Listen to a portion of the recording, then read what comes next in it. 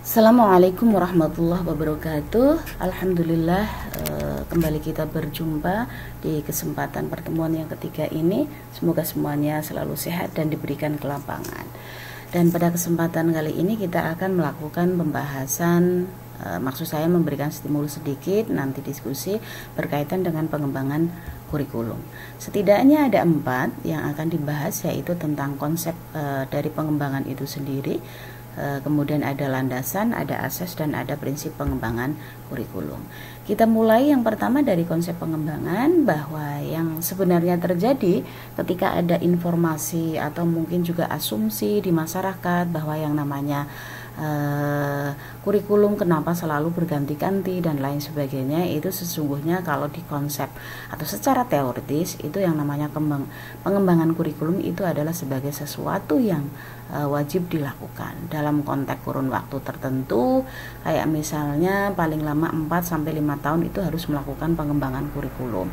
Tapi apakah betul yang namanya pengembangan kurikulum itu harus menunggu sampai tahunan, ataukah pengembangan kurikulum itu sesungguhnya bisa dilakukan setiap tahun, atau bisa dilakukan bahkan dalam kurun waktu misalnya setiap semester. Kita lihat di konsep pengembangan, ya. Di konsep pengembangan ini ada 4 tahapan, ya. Nah, di tahapan yang pertama ini yang nanti akan menentukan apakah produk dari pengembangan kurikulum itu akan berupa kurikulum yang baru secara utuh, secara overall, secara komprehensif dari semua komponen kurikulum, ya, yang kemarin kita bahas. Minimal ada 4, ada tujuan, ada materi, kemudian ada strategi, dan ada evaluasi. Ataukah justru produk yang dihasilkan itu hanya penyempurnaan di salah satu aspek tersebut, sehingga kemudian akan berimplikasi butuh waktu berapa lama, apakah cukup 1 semesteran atau tahunan atau 5 tahunan misalnya, seperti itu. Nah, kita lihat ini ada invention, ada discovery. Ini berkaitan dengan ide melakukan pengembangan kurikulum. Jadi pemaknaan invention dan discovery ini berbeda, ya. Kalau invention ini artinya pengembangan kurikulum itu idenya berdasarkan sesuatu yang memang sama sekali belum ada, ya. Kalau discovery ini sebaliknya, dia melakukan pengembangan kurikulum itu bukan berarti belum ada, tetapi sesungguhnya itu sudah ada, sehingga sifatnya itu yang melakukan penyempurnaan atau mereduksi dari sesuatu yang tadinya besar supaya tidak menjadi terlalu gemuk dan lain sebagainya. Itu yang namanya discovery, seperti itu. Nah, ini nanti akan berimplikasi kepada produk dan kepada waktu yang dibutuhkan untuk melakukan pengembangan tersebut. Nah, ketika invention dan discovery berarti ide melakukan pengembangan ini sudah ditentukan, ya. Ditentukan oleh siapa, ya? Berarti oleh tim pengembangan kurikulum atau komite kurikulum yang ditunjuk oleh administrator pendidikan negara, misalnya seperti itu, atau hanya cukup oleh administrator terendah, misalnya kepala sekolah menunjuk kepada tim kerja tertentu untuk melakukan pengembangan di lokal sekolah, seperti itu.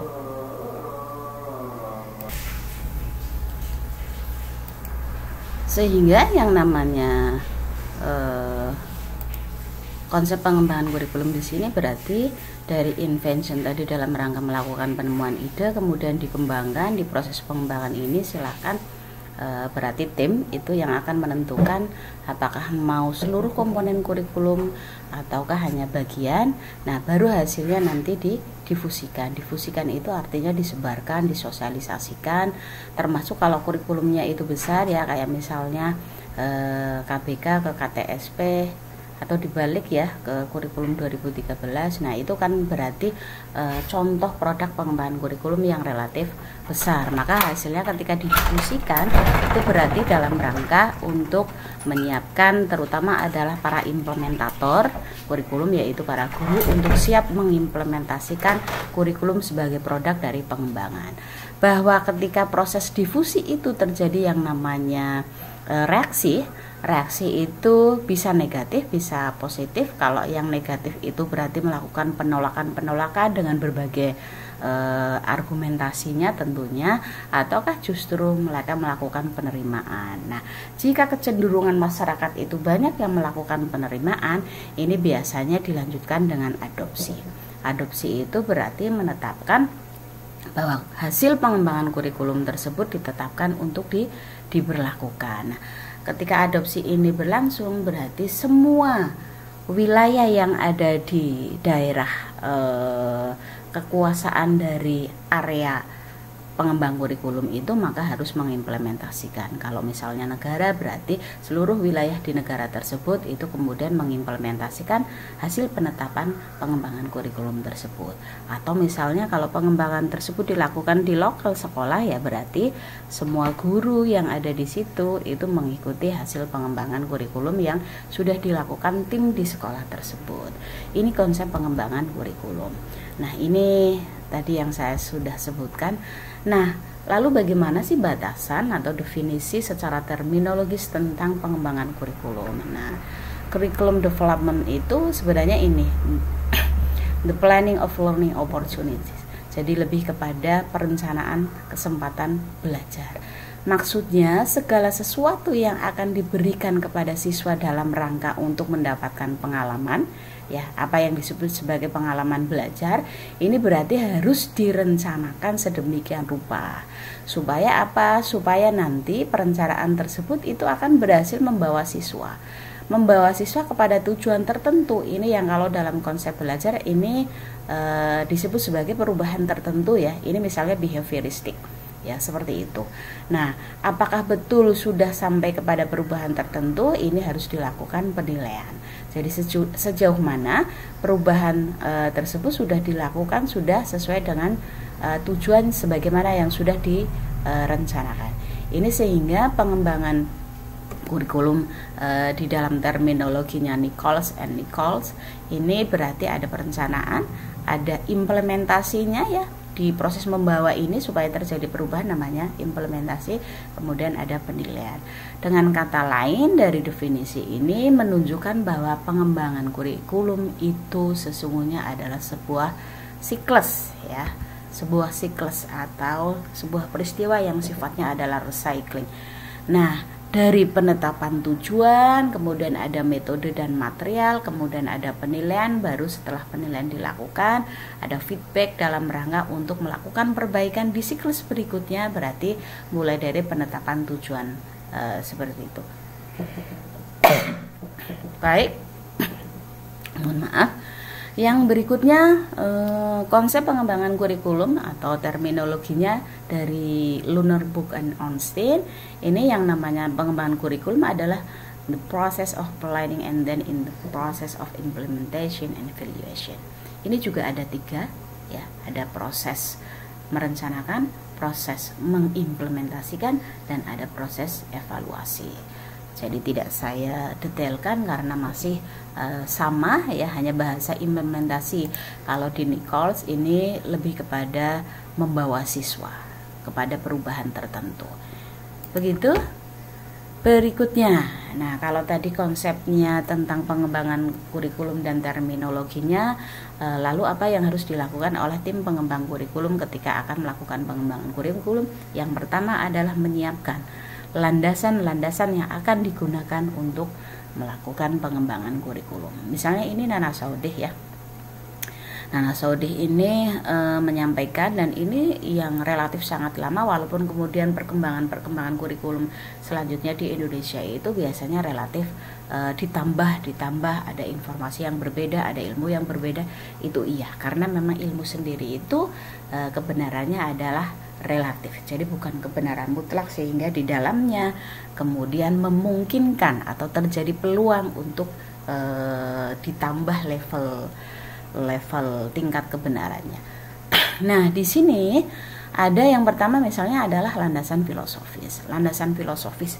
Jadi karena ini konteks yang dilakukan oleh Soudih ini adalah landasan pengembangan kurikulum dalam konteks kenegaraan, maka yang dimaksud dengan landasan filosofis itu adalah landasan apa yang menjadi filosofi bangsa Indonesia. Misalnya seperti itu. Filosofi bangsa Indonesia misalnya adalah Pancasila. Maka tidak boleh nilai-nilai yang terkandung di dalam Pancasila itu kemudian ditentang, atau dalam bahasa yang lebih sederhana berarti kurikulum yang akan dikembangkan tidak boleh loh isinya itu bertentangan dengan filosofi bangsa ini. Dengan kata lain juga berarti nilai-nilai tersebut harus diinternalisasikan ke dalam muatan atau materi dari kurikulum yang menjadi bagian dari komponen kurikulum itu sendiri. Nah, kalau landasan psikologis ini artinya bahwa yang namanya kurikulum itu juga harus disesuaikan dengan level perkembangan, terutama adalah perkembangan psikologis anak, perkembangan kognitif, perkembangan kemampuan dan kesiapan untuk mengimplementasikan kurikulum ini nanti berkaitan dengan materi, komponen materi yang ada di dalam komponen kurikulum. Itu tidak boleh bertentangan dengan tahapan perkembangan dari setiap peserta didik. Dalam bahasa lainnya itu berarti harus sesuai dengan kondisi psikologis peserta didik. Dan yang berikutnya ini adalah yang relatif membuka peluang yang sangat besar untuk selalu berubah, ini adalah di landasan yang ketiga, yaitu landasan sosial budaya.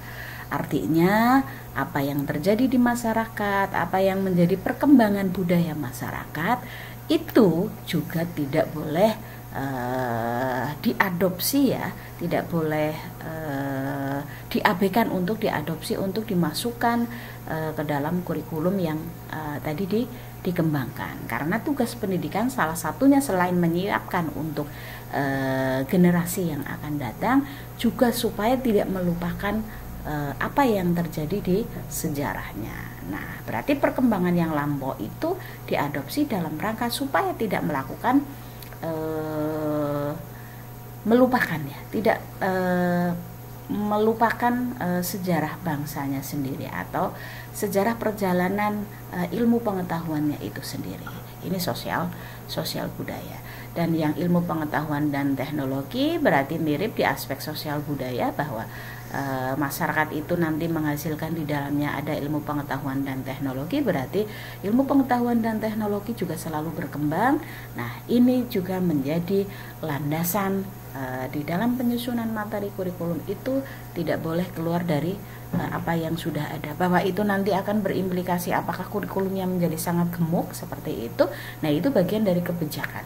Bagaimana itu hanya disampaikan secara sekilas, sekedar sebagai stimulus, tapi detailnya itu menjadi bagian dari apa yang disebut dengan belajar secara mandiri, belajar secara terbuka. Ini pendapat tentang landasan pengembangan kurikulum dari Nana Saudi. Nah, yang berikutnya ini misalnya dari Hidayat. Ini sebenarnya juga hampir mirip ya, ada beberapa hal yang mirip. Ini misalnya filosofis, berarti hampir sama seperti itu ya. Kalau di sini ada filosofi pendidikan. Nah, filosofi pendidikan juga basis nilai-nilai luhur, termasuk di dalamnya adalah filosofi negara. Nilai-nilai akademik berarti berkaitan dengan nilai yang diambilkan dari dunia akademik, bahwa yang namanya kurikulum sebagai bagian dari layanan yang harus diberikan kepada peserta didik itu bagaimana membudayakan budaya akademik juga kepada peserta didik.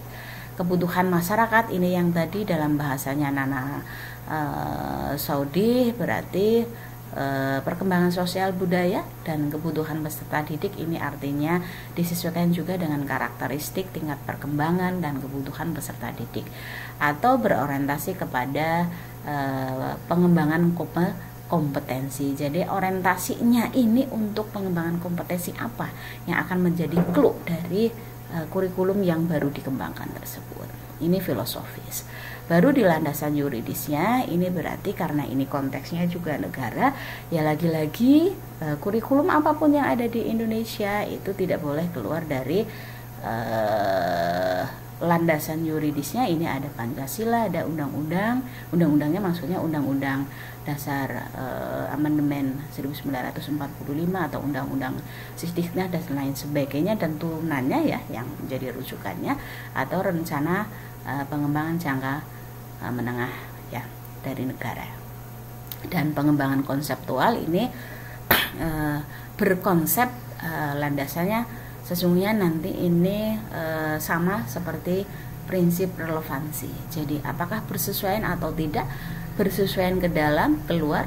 Ke dalam itu berarti kepada antar komponen yang ada di dalam komponen kurikulum tersebut ya. Tujuan materi dan seterusnya, atau relevansi keluar berarti ini ya, bersesuaian dengan konteks laju perkembangan dari budaya masyarakat, dari ilmu pengetahuan dan teknologi yang terjadi di masyarakat. Seperti itu. Baik, dilanjut. Nah, kalau sudah mengetahui tentang landasan sebagai pijakan, asas pengembangan kurikulum yang harus diperhatikan juga, terutama adalah oleh tim pengembang kurikulum ya, atau guru juga bisa melakukan pengembangan kurikulum. Di dalamnya adalah tentang asas atau dasar, sebenarnya hampir mirip ya dengan landasan. Oke, kita lihat. Nah, di sini ada asas religius, ada asas filosofis, psikologis, sosiologis, organisatoris, dan iptek. Karena tadi saya mengatakan hampir mirip ya dengan yang dimaksudkan dengan landasan tadi, maka saya tidak akan melakukan pengulangan filosofis, psikologis, sosiologis, iptek ya, seperti itu. Yang baru misalnya ini adalah landasan religius ya, terutama ini kan konsep yang dihasilkan oleh Hidayat, berarti mengambil pentingnya bahwa sesungguhnya yang namanya manusia itu adalah makhluk religius. Ada kecenderungan bahwa manusia itu berkecenderungan untuk menjadi makhluk religius, maka tugas pendidikan di dalamnya termasuk sudah dikawal lewat pengembangan kurikulum itu harus dimasukkan unsur-unsur religius, yaitu unsur nilai ilahiyah. Tentu saja kalau di dalam konteks agama yang lain ya berarti nilai ketuhanan dan lain sebagainya ya. Oke, yang berikutnya adalah asas organisatoris. Artinya kurikulum itu harus materinya sedemikian rupa itu ditata atau diorganisasikan secara teratur, baik ini yang berkaitan dengan subject matter ya, kemudian spirited, kemudian correlate dan integrated. Ini berarti berkaitan dengan mata kuliah itu sebagai mata kuliah atau bidang studi itu sebagai mapel tersendiri, atau mapel yang terpisah-pisah, atau yang saling berkorelasi, atau yang terintegrasi. Nanti pas pembicaraan tentang organisasi kurikulum ini akan dibahas secara detail. Oke. Nah, kalau yang iptek ini berarti masih sama ya, sebagaimana yang dimaksudkan dalam landasan pengembangan kurikulum. Dan yang berikutnya misalnya ini oleh Z ya, oleh Z ini asas pengembangan kurikulum juga mirip nggih, ada filosofis, sosial budaya, pertimbangan individual, dan pertimbangan teori belajar. Filosofi sosial budaya oke, sama persis pertimbangan individual yang dimaksudkan tadi kebutuhan peserta didik, atau berarti konteks perspektif psikologis. Nah, kalau pertimbangan teori belajar ini artinya ketika mau melakukan pengembangan kurikulum, kecenderungan kurikulum yang akan dibangun tersebut itu kecenderungannya kepada teori belajar yang mana? Apakah teori belajar behavioristik, humanistik, konstruktivistik, atau yang lainnya? Nah, ini menjadi bagian dari pertimbangan teori belajar. Kalau misalnya behavioristik, hakikat belajar itu adalah proses perubahan perilaku. Perubahan perilaku itu adalah ranah kognitif, ranah psikomotor, dan ranah afektif. Nah, berarti yang menjadi konteks besarnya itu adalah pengembangan kurikulum di aspek tujuan, misalnya seperti itu, dan yang lainnya sebagainya. Tapi kalau misalnya pengembangan kurikulum itu adalah konstruktivistik, maka yang akan dipentingkan sekali itu adalah di prosesnya, berarti berkaitan dengan komponen strategi pembelajaran, model pembelajaran, dan lain sebagainya, yang itu akan memfasilitasi terjadinya peristiwa belajar atau pengalaman belajar dari si peserta didik. Yang berikutnya ini menurut Steinmeier ya. Menurut Steinmeier ini lagi-lagi beberapa hal yang sama sebagaimana yang sudah disampaikan di pendapat yang lain ya. Ini ada landasan filosofis, landasan sosial, dan landasan psikologis. Jadi saya tidak akan mengupas ini karena persis sebagaimana yang sudah terjelaskan tadi. Oke. Nah, asas sudah, landasan sudah, konsepnya sudah. Kita akan mencoba melihat kepada prinsip. Prinsip ini sebagai pedoman berarti harus dipedomani ya, harus dijadikan acuan oleh siapa ya, oleh si tim pengembang kurikulum. Nah, di sini prinsip menurut Saudi ini ya terbagi menjadi dua ya. Ada prinsip umum, ada prinsip khusus. Kalau prinsip umum ini tadi beberapa oleh Hidayat masuk ke azas ya. Ini ada prinsip relevansi, kemudian ada prinsip fleksibilitas, ada kontinuitas, ada praktis, dan ada efektivitas. Relevansi berarti berkaitan dengan tadi ke dalam dan keluar ya. Praktis itu artinya bisa dilakukan ya, visible seperti itu. Fleksibilitas ini berarti bisa dilakukan secara fleksibel sesuai dengan situasi dan kondisi, artinya masih memberikan peluang juga untuk terjadinya secara terus-menerus peristiwa pengembangan tersebut, walaupun secara besarnya kurikulum itu sudah ditetapkan, tetapi di dalamnya guru misalnya sebagai penerjemah bisa melakukan penerjemahan. Jadi ketika kurikulum dalam pengertian dokumen itu bukan kitab suci yang kemudian tidak boleh ditafsiri seperti itu.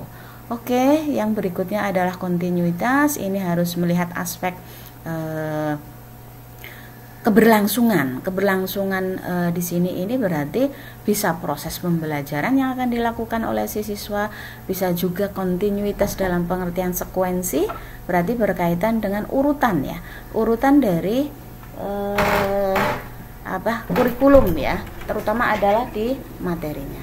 Baru aspek berikutnya dari prinsip yang disampaikan oleh Saudi ini adalah efektivitas. Jadi bagaimana pengembangan kurikulum itu justru akan menjamin tercapainya tujuan besar, yaitu tujuan pendidikan nasional misalnya, atau tujuan-tujuan di bawahnya. Ada tujuan institusional, ada tujuan kurikuler, dan ada tujuan instruksional. Baru di prinsip pelahan yang kedua, yaitu prinsip khusus. Nah, ini berarti berkaitan dengan prinsip yang berkaitan dengan tujuan pembelajarannya, berkaitan dengan pemilihan materi ya, atau proses dan penilaian itu sendiri. Ini yang nanti terpelah menjadi beberapa ilmu tersendiri ya. Baik. Nah, ini misalnya yang berikutnya ya. Ini sebenarnya penerjemahan juga ya dari yang disampaikan oleh Nana Saudi. Hanya saya ingin melihat bahwa di aspek kedalaman dan keluasan materi yang menjadi salah satu komponen kurikulum, kemudian di aspek tujuan ya, yang ada 3 ranah, kognitif, psikomotor, dan afektif, maupun kebenaran yang terkandung di dalam komponen materi ini harus sahih. Ini berarti prinsip pengembangan kurikulum yang merujuk kepada aspek khusus, yaitu aspek materi ya, aspek materi. Nah, ini yang tadi saya sebut relevansi ke dalam dan keluar ya. Keluar ini berarti harus disesuaikan dengan perubahan yang terjadi di masyarakat, social change ya, atau yang ke dalam ini berarti harus relevan atau bersesuaian dengan semua komponen yang ada di dalam kurikulum. Tidak boleh komponen tujuan itu orientasinya adalah ke utara, kemudian komponen materi ke selatan. Begitu juga dengan komponen strategi atau komponen evaluasi. Nah, ini nanti yang saya sebut bahwa setiap pengembangan kurikulum itu biasanya memiliki prinsip khusus lagi. Kayak contohnya ini adalah prinsip pengembangan kurikulum KPK ya. Ini ada prinsip keimanan, nilai, budi pekerti, dan seterusnya. Ini yang menjadi ciri ya, berarti menjadi ciri khas dari kurikulum di tempo tertentu. Tapi kalau yang prinsip-prinsip yang tadi saya sebutkan tadi adalah besaran yang umum terjadi pada setiap kurikulum yang ada di tempo apapun atau di dimensi waktu kapanpun, seperti itu. Nah, masih sama ini ya, orientasi tujuan Ini berarti apa yang menjadi fokus atau titik? Apakah kompetensi? Apakah literasi misalnya? Apakah penguatan karakter dan lain sebagainya? Ini tujuan. Kalau relevansi ini mirip-mirip ya, berarti keluar ke dalam, kemudian efektivitas dan efisiensi. Nah, kalau efektivitas itu prinsipnya jangan sampai karena terlalu gemuk, terlalu melebar, menyebabkan tujuan dari kurikulum itu sendiri juga tidak tercapai, yang pada akhirnya kurikulum tidak berkontribusi untuk mencapai tujuan pendidikan. Ini prinsip efektivitas. Demikian juga efisiensi. Jangan sampai jumlah pengorbanan yang terlalu banyak. Pengorbanan itu bisa pengorbanan material, sarana prasarana, begitu ya. Uang, waktu, tenaga, dan pikiran dalam rangka untuk efektif tadi. Ini harus betul-betul dipertimbangkan. Semakin kecil jumlah pengorbanannya, berarti akan semakin efisien. Nah, yang bagus itu ya sudah efisien juga efektif. Karena tidak setiap yang efektif itu efisien. Tidak setiap yang efisien itu efektif. Tapi bagaimana kemudian kurikulum ini secara setara itu mencoba menyeimbangkan antara efektivitas dan efisiensi dari kurikulum itu sendiri. Yang berikutnya adalah kontinuitas ya. Ini berarti bagaimana ketika melakukan pengembangan kurikulum, materinya itu menunjukkan sekuensi yang relatif kontinu tetapi juga fleksibel, supaya ini tidak terjadi yang namanya gerak yang terbatas, terutama adalah kepada siapa? Ya kepada para implementator, terutama adalah guru, atau dalam konteks yang lebih besar berarti adalah sekolah seperti itu, atau perguruan tinggi seperti itu. Dan yang terakhir ini adalah prinsip integrasi. Nah, integrasi ini bagaimana mengintegrasikan yang menjadi nilai-nilai dasar dari kurikulum atau yang menjadi tujuan itu akan masuk di dalamnya, terintegrasi lewat pengalaman-pengalaman belajar secara horizontal. Demikian sekilas tentang stimulus pengembangan kurikulum di pertemuan ketiga ini. Terima kasih, semoga bermanfaat. Assalamualaikum warahmatullahi wabarakatuh.